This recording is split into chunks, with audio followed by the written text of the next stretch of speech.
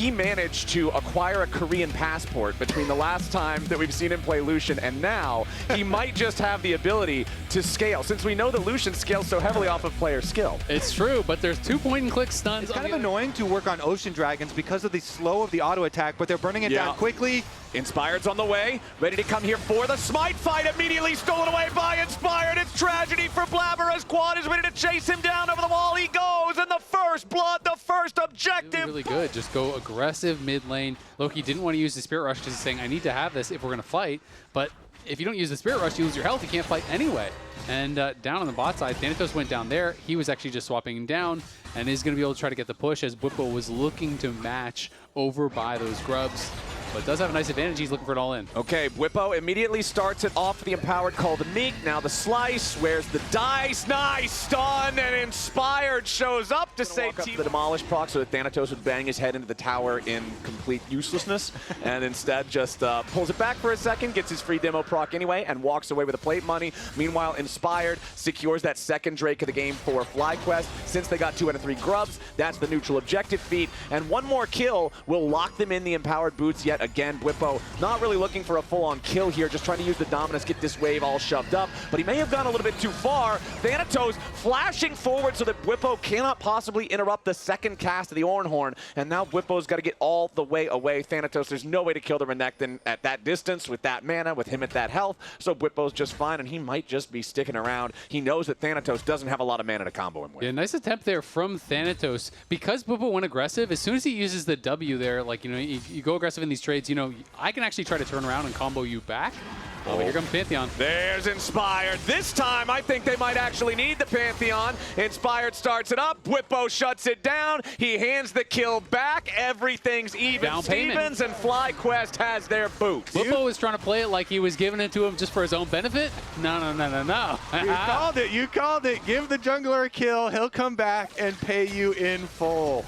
Really good stuff there, and that's also going to have bigger repercussions because a bone, give a jungler a kill. There you go. You also get turret plates. Am I wrong? Yes, we're not dogs. But he's going to get a tower as well. It's the turret plate money, and he's going to get the actual tower itself. So first turret doesn't even matter because they already had the feats, but it does matter because back into the game with this one. They've got it down to about half HP. Nico Clone going to lead the scouting efforts here as Busio thinks about going a little bit further forward, but now Bwipo's ready to try to join the fight. Blabber is already down. Inspired stays alive with a Pantheon shield and now continues leading the charge as Bwipo and Thanatos scrap off to the side. I think it might have been the Busio clone that ate most of that culling as Thanatos tries to get away back over the wall here. C9 has been scattered. Their jungler has been killed. It's another fight that completely collapses. So Blabber goes in there because Loki hit a nice charm interrupting Quad's dash, but as soon as Blabber dashes in, he just gets blasted immediately by the other members of FlyQuest. They see even hitting a charm with people there. Like this FlyQuest squad are playing as a group. Oh, Busio with the flash. Pop Blossom finds 2 as Quad and Bwipo are ready to swoop in and follow up. Blabber down again. The Xin Zhao just not tanky enough, but Bwipo's eating a bunch of damage in the back half of the fight. Inspired ready to cover for him, and Thanatos drops. It's a 6-0 game for FlyQuest. They are making C9 look easy this series. They certainly are. They're going to put an early end to this series, Flowers.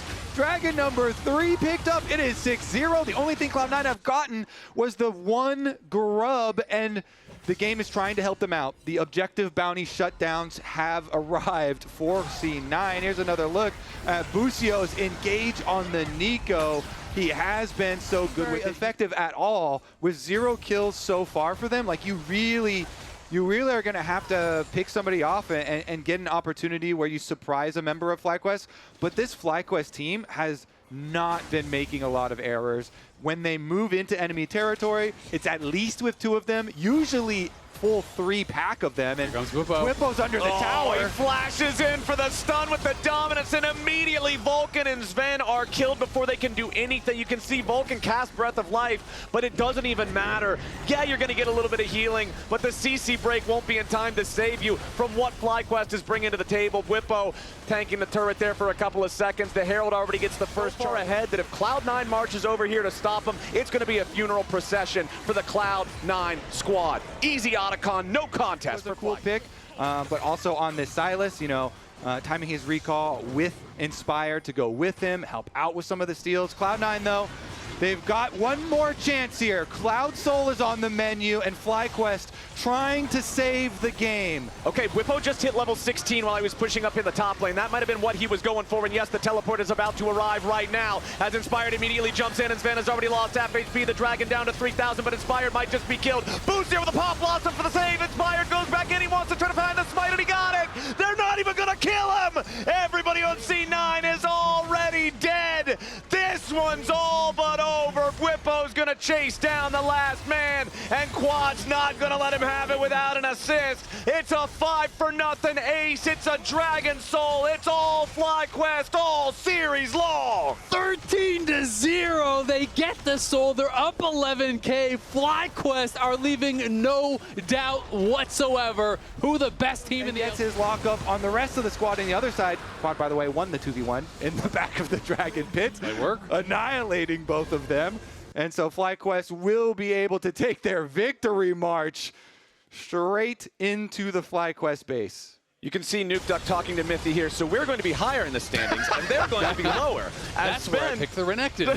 Sven tries to get away from Whippo. Whippo is 1 versus 3, and he's forcing them to run away as he nearly one-shots both Sven and Loki. Goes back in over the wall. Whippo might be the first kill C9 gets all game. Takes 1 turret shot there at the very end.